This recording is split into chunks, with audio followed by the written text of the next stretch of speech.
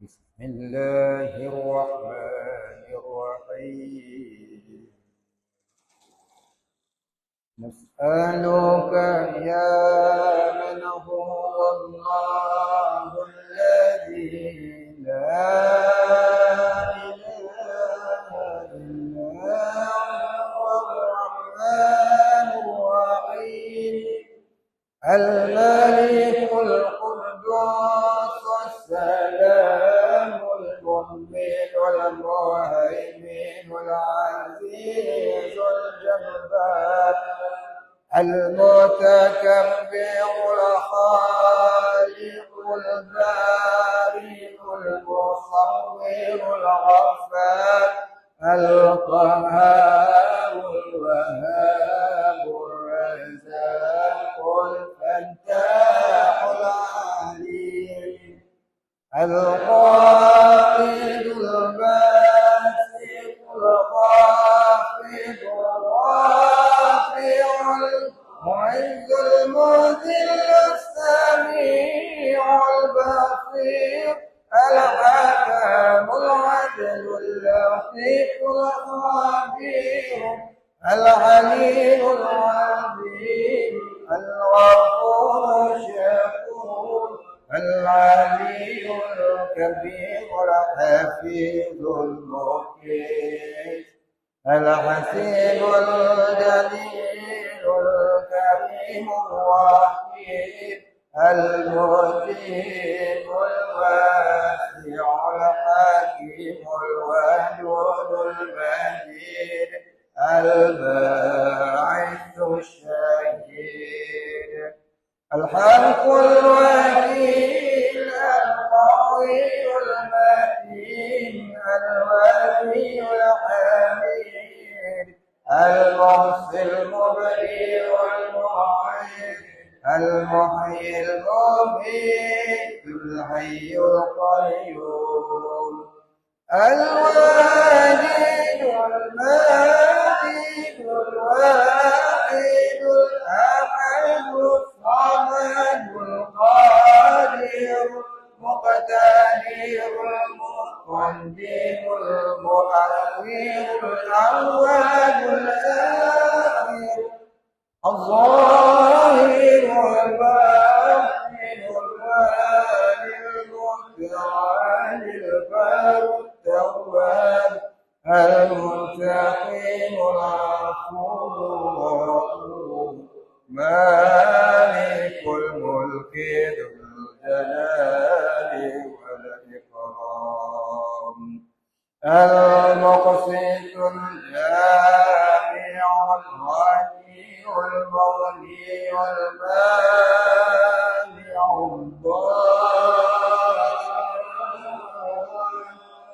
نافع النور هادي البديع الواقي الوارث الرشيد الصبور الذي ليس كمثله شيء وهو السميع البصير اللهم صل أفضل الصلاة على أسعد مخلوقاتك سيدنا محمد وعلى آله وصحبه وسلم على معلوماتك ومداد كلماتك كلما ذكرك الذاكرون وغفل عن ذكره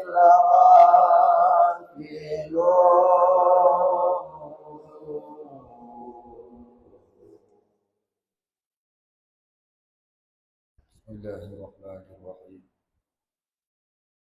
إلى حضرة النبي سيدنا محمد صلى الله عليه وسلم وآله الكرام وأصحابه العظام وإلى مشايخنا والمسلمين أجمعين، خصوصا إلى والدينا وأولادنا وأسرتنا وقرابتنا أجمعين، وخصوصا إلى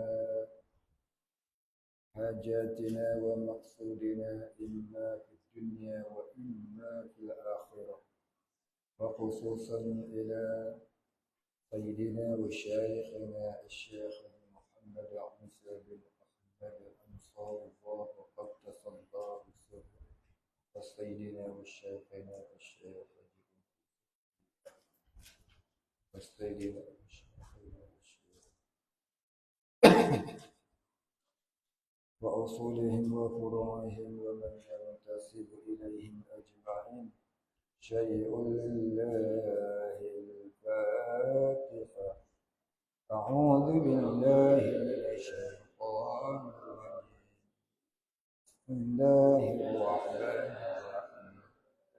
الحمد لله رب العالمين الرحمن الرحيم مالك يوم الدين إياك نعبد وإياك نستعين اهدنا الصراط المستقيم صراط الذين أنعمت عليهم غير المغضوب عليهم ولا الضالين.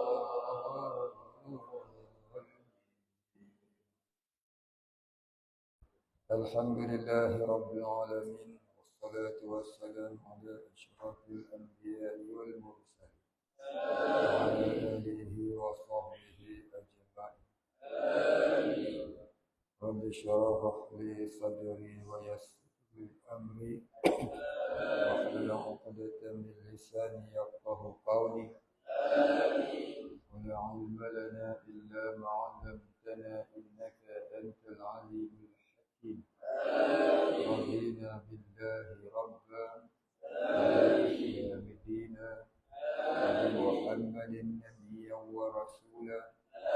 اللهم اجعلنا من التوابين واجعلنا من المستغفرين واجعلنا من المتطهرين واجعلنا من الموحدين واجعلنا من المهتدين واجعلنا من المخلصين له الدين واجعلنا من العارفين واجعلنا من المجتهدين واجعلنا من عبادك الصالحين واجعلنا من المتقين.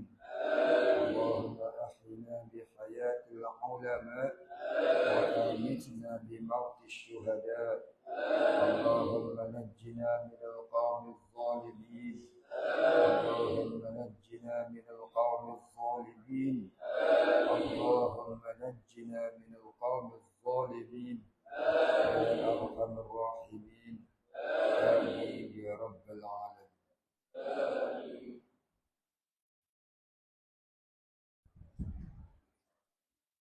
بسم الله الرحمن الرحيم. قال المصنف والمؤلف رحمه الله تعالى: ونفعنا به وبعلمه وبركاته آمين يا رب العالمين. قال المصنف dan telah mentakrif setengah mereka itu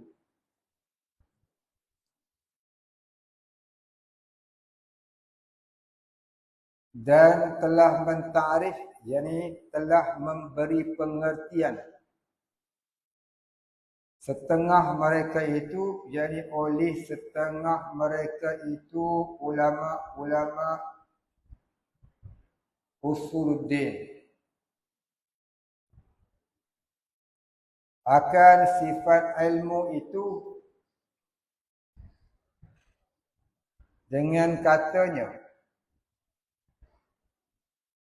yaitu sifat yang maujudatun, jadi sifat yang bangsa ada, sifat yang jenisnya ada. sifat yang ainnya ada. Lagi qadimah. Yakni yang adanya itu tak ada mula bagi adanya. Yang menyatakan dengan dia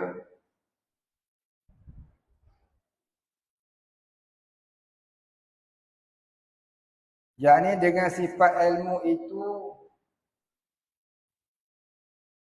menyatakan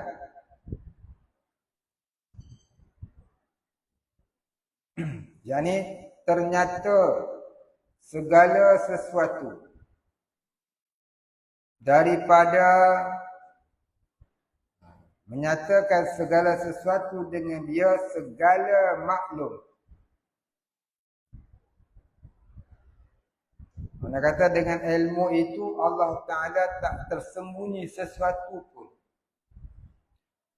Dari segala yang maklum, dari segala yang diketahui, dari segala yang wajib dan segala yang harus dan segala yang mustahil, atas barang yang muafakat dengan hakikat, yakni yang berbetulan dengan yang sebenar, yang muafakat dengan hakikat iaitu yang berbetulan dengan yang sebenar, akan sebagai nyata, yakni akan sebagai jelas yang tiada ihtimal lawan, yang tiada ditanggung perkara yang bertentangan sekali-kali. Dengan satu jalan dua pun. Dengan satu jalan dua pun, yakni walaupun dengan satu perkara, walaupun dengan satu perkara sekalipun. Maknanya Allah Ta'ala mengetahui dengan zatnya yang bersifat ilmu itu, di mana pengetahuan Allah Ta'ala itu tidak ada yang tersembunyi sesuatu perkara pun dari pengetahuan Allah. Dan Allah Ta'ala itu mengetahui secara tafsili dan secara ijmali. Secara ijmali dan secara tafsili.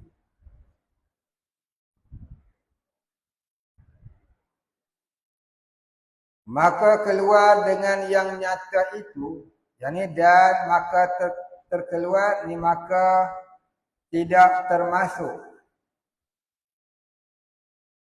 Maka keluar ini maka tidak termasuk dengan yang nyata itu, yakni dengan pengertian yang nyata itu. Dengan yang nyata itu, jadi dengan pengertian yang nyata itu. Yang tidak nyata dengan dia, jadi yang tidak jelas dengan dia, sesuatu seperti zon dan syak dan waham, maka tiada dinamakan ilmu. Syak, zon dan waham itu tak dinamakan ilmu. Ilmu itu ialah pengetahuan yang jazam tanpa syak, iaitu ragu-ragu. Waham, waham ni apa? Sedikit sangka. Ataupun zon, zon apa? Banyak sangka. Dan keluar dengan atas barang yang muafakat, dan keluar dan tak termasuk. Dalam bahasa Arab disebut wa kharaja an zalika. Dalam kita Arab ditulis wa kharaja an zalika. Dalam Melayu dia tulis dan keluar dengan yang demikian itu.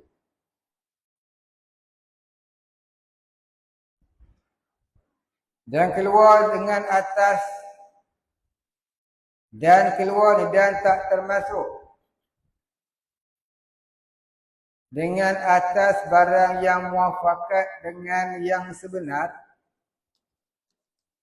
Ini tak termasuk dengan perkara yang berbetulan dengan yang sebenar. Jahil murakab. Apa dia jahil murakab? Dia tak tahu tapi buat-buat tahu. Ini kes orang bangang. Dia tak tahu tapi dia buat-buat tahu. Tu jahil murakab lah. Jahil murakab. Dia tak tahu nak mentah. Tapi dia buat-buat tahu. Seolah-olah dia pandai sangatlah. Bila dia mentah baru dia tahu risiko dia berat punya. Tak jadi turun minyak, kau naik lagi dia. Atau jahil murakab.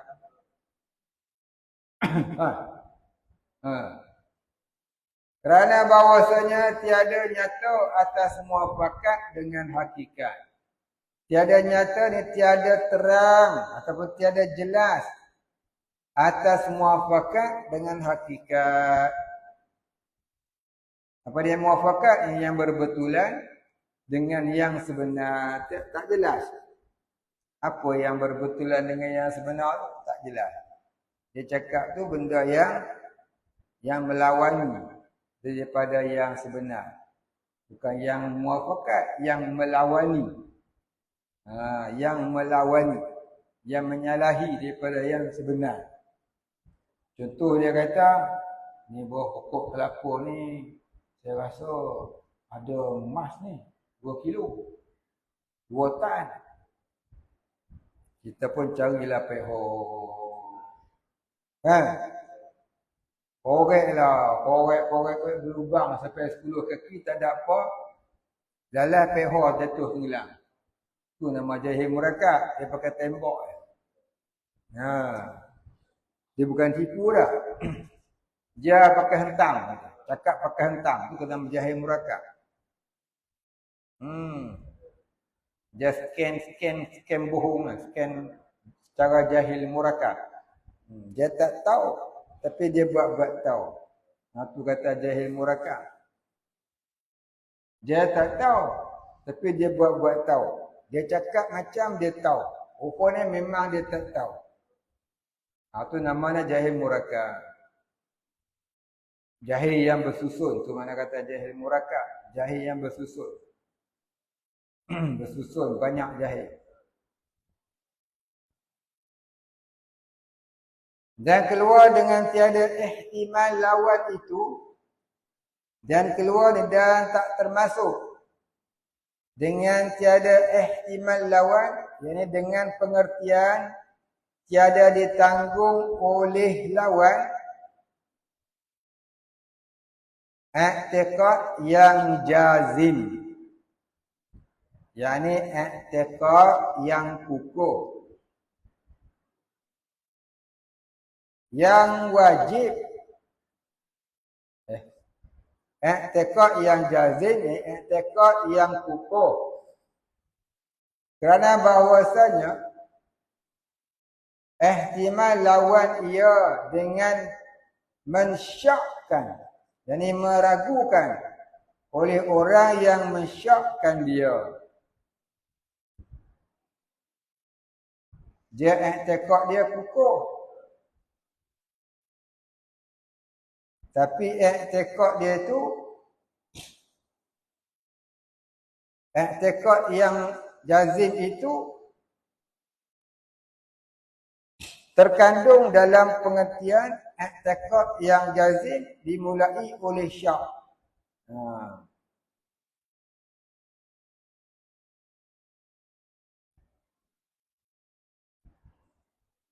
Jadi ilmu Allah Ta'ala ni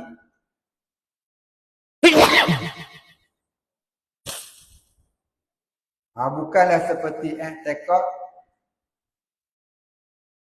yang jazim. I'tiqad ni dimulai oleh tak tahu. I'tiqad ni dimulai oleh tak tahu. Dah belajar baru dia tahu. Jadi ilmu Allah ni bukanlah dimulai oleh tak tahu. Ilmu Allah Ta'ala itu qadim lagi azali.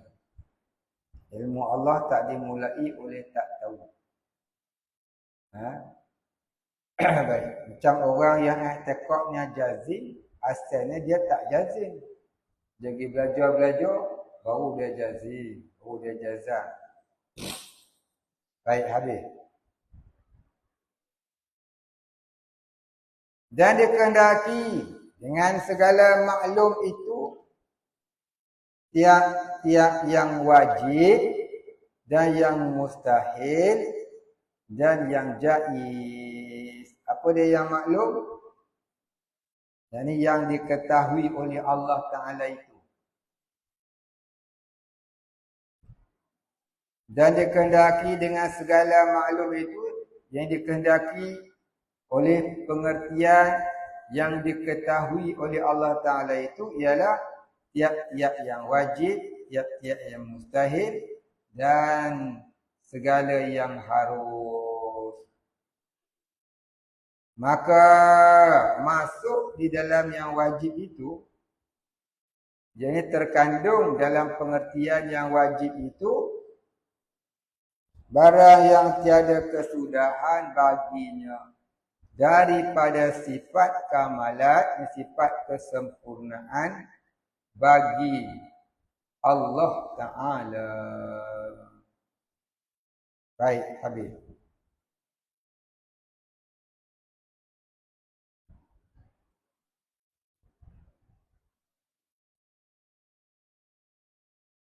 Demikian lagi masuk di dalam yang jaiz itu, barang yang tiada kesudahan, iaitu nikmat syurga dan azab neraka bagi ahli keduanya. Ini yang macam kita cerita hari itulah ni, yang kita terus samin. Maka diketahuinya dengan tafsir, yakni dengan terperinci. Jikalau tiada hingga sekalipun, walaupun tak akan binasa sekalipun.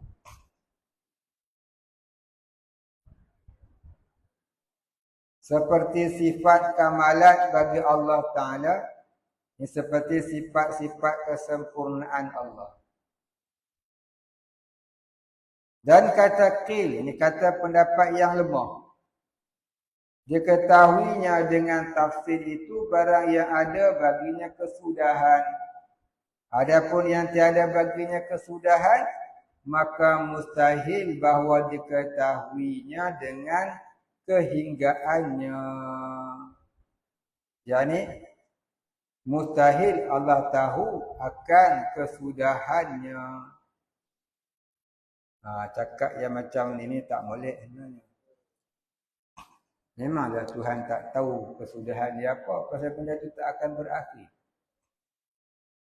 Dia tak boleh cakap macam lagu tu.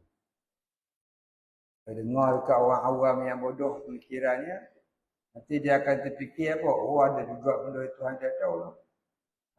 Padahal bahasa tu saja yang agak berbelit.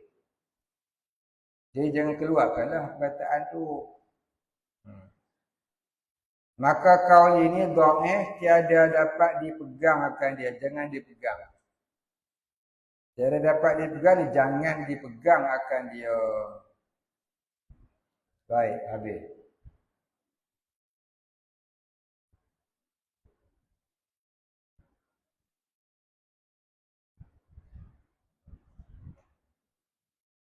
Dan kata Syekh Suhaimi, dan hasil dakwa orang yang berkata tiada diketahui barang yang tiada kesudahannya, dengan tafsir itu tiada kufur i'tiqad itu. Dan jikalau ada, ia haram sekalipun. Cakap macam tu tak kufur sebab dia bukan menolak. Dia bukan menolak kesempurnaan Allah. Tapi haram cakap macam tu pasal dia bagi keraguan kepada orang yang tak faham bahasa. Ada juga yang Tuhan tak tahu. Apa? Tuhan tak tahu kata dia ada anak. Pasal apa? Memang dia tak ada anak. Macam ni dia nak tahu. Cakap tu betul. Tapi cakap macam tu macam mempersendakan Allah. Macam mempersendakan Allah tu jadi haram. Jangan cakap macam tu. Maka jikalau engkau kata muqtada keadaan ilmu Allah Ta'ala meliputi bagi barang yang tiada kesudahan dengan jalan tafsir itu bahwasanya tiada baginya kesudahan dan muqtada tiada kesudahan itu tiada tafsir. Apa dia muqtada?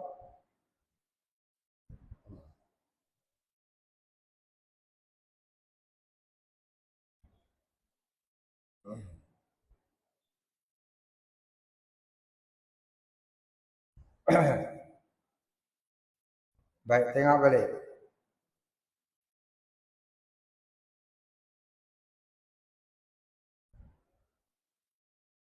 Maka jikalau engkau kata muqtada, yakni dikehendaki. Muqtada tu maknanya yang dikehendaki.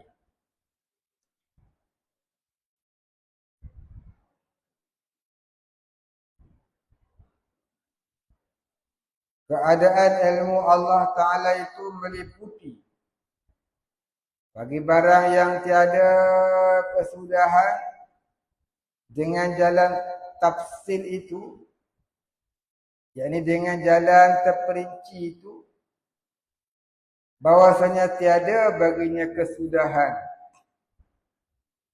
Dan muqtada, ni perincian, tiada kesudahan itu, tiada tafsir, ni tiada perinciannya. Maka adalah antara keduanya itu berlawanan. Jadi keduanya itu apa dia? Iaitu yang pertama, perkara yang tiada akhir. Perkara yang tiada akhir itu diketahui oleh Allah akan akhirnya. Yang kedua, perkara yang tiada akhir itu tak diketahui oleh Allah akan akhirnya. Jadi dua-dua ni berlawanan. Ya, perkara yang pertama apa dia? Perkara yang tiada akhir itu diketahui oleh Allah akan akhirnya. Yang keduanya, perkara yang tiada akhir itu tak diketahui oleh Allah akan akhirnya. Itu namanya berlawanan. Kerana yang menghukumkan ketiadaan hingga itu tiada boleh ditafsirkan, ini tidak boleh dihuraikan. Dan yang menghukumkan boleh tafsir itu ada baginya hingga, ini ada baginya kesudahan. Inilah yang berpatutan, yakni beginilah sepatutnya kamu faham. Inilah yang berpatutan, beginilah yang sepatutnya kamu faham. Dan kerana inilah berkata Imam Sanusi pada kitab Burhan, ini kitab Ummul Barahin. Baginya, yang dikarang ni itu. Barang siapa berkata Allah Ta'ala mengetahui barang yang tiada kesudahan dengan tafsir itu, kami sufihkan akalnya, yakni kami hukumkan akalnya bodoh. Kami sufihkan akalnya, yakni kami hukumkan akal orang itu bodoh. Tak ada akal. Maka telah menjawab oleh Syekh Jawahiri. Maka menjawab oleh Syekh Jauhari,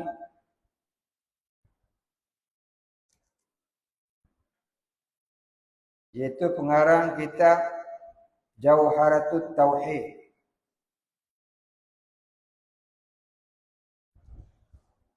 Siapa dia? Imam Ibrahim Al-Laqani.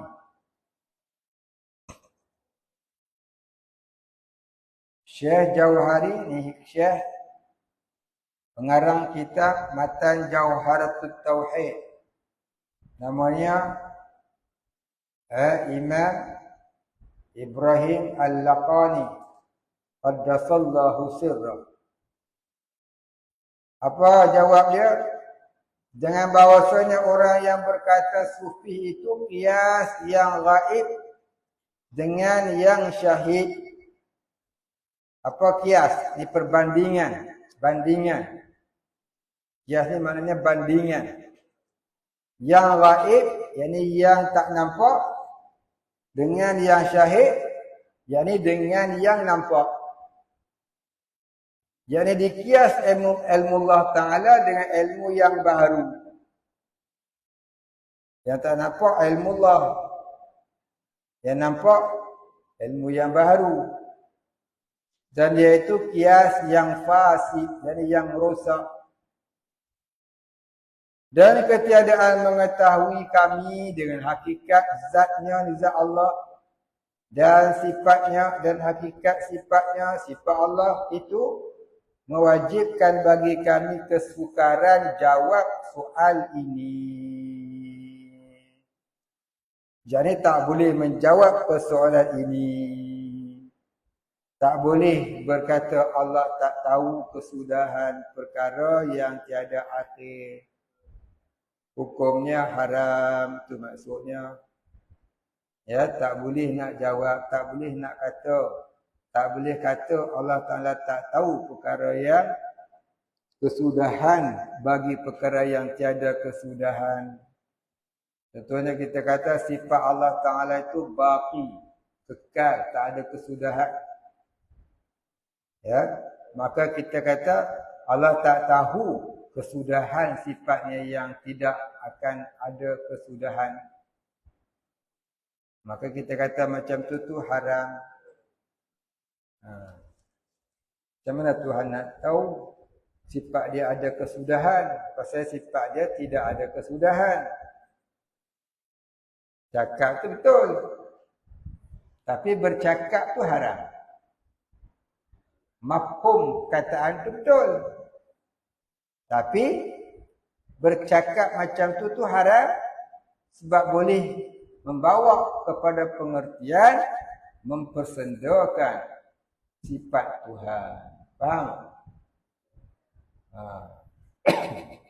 Baik, habis.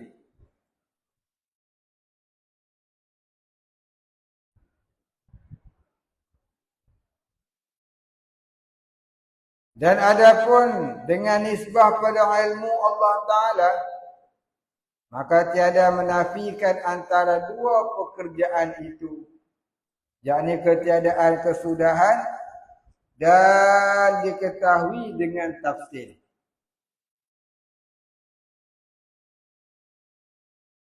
Dan adapun dengan nisbah pada ilmu Allah Ta'ala itu tiada menafikan, tak ternafi antara dua pekerjaan. Apa dia?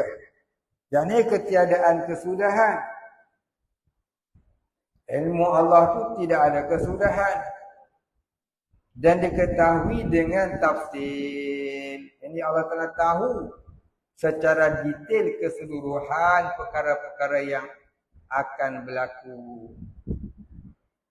Dan dijawab oleh setengah mereka itu dengan bahawasanya barang yang tiada berkesudahan seperti nikmat syurga dan azab neraka itu diketahui oleh Allah Ta'ala akan barang yang hendak dijadikan dia dengan tafsil.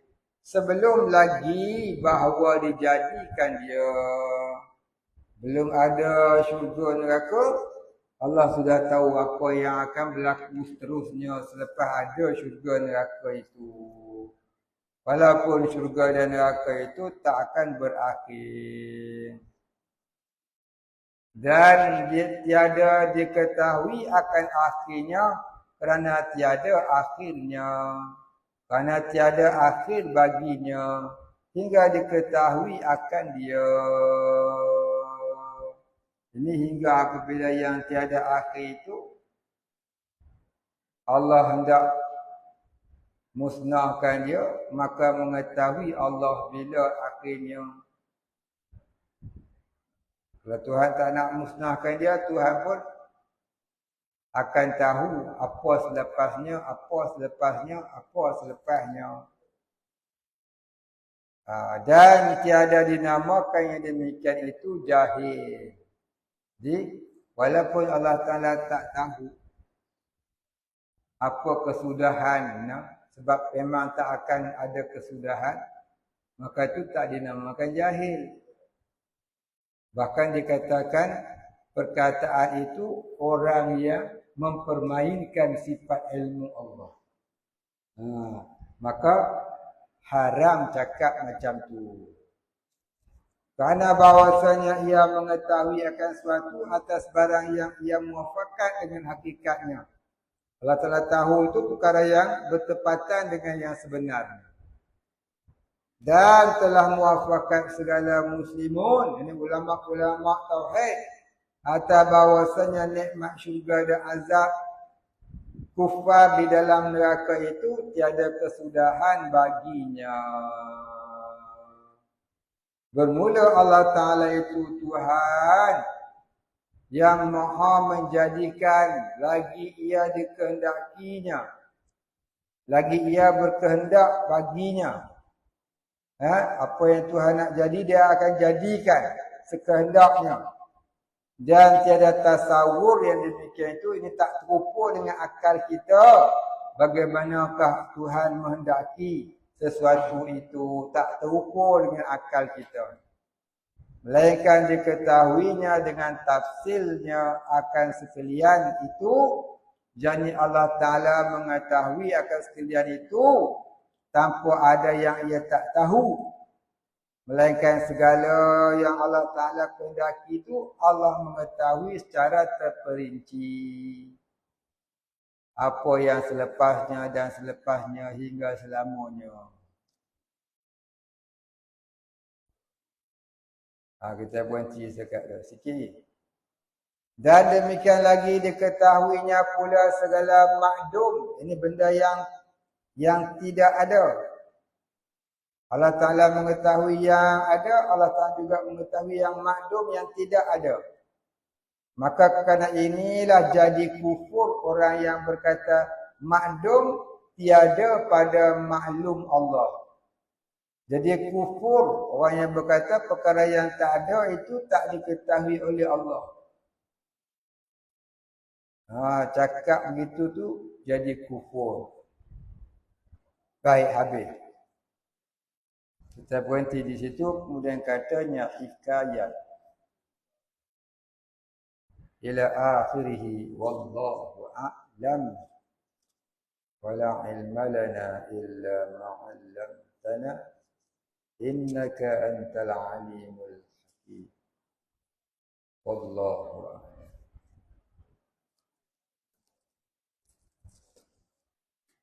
Al-Fatihah. أعوذ بالله من الشيطان الرجيم. بسم الله الرحمن الرحيم. الحمد لله رب العالمين. الرحمن الرحيم. مالك يوم الدين. إياك نعبد وإياك نستعين. اهدنا الصراط المستقيم. صراط الذين أنعمت عليهم غير المغضوب عليهم ولا الضالين. بسم الله الرحمن الرحيم. الحمد لله رب العالمين. والصلاة والسلام على أشرف الأنبياء والمرسلين وعلى آله وصحبه أجمعين. اللهم اغفر لنا ذنوبنا وارحمنا وأنت الغفور الرحيم.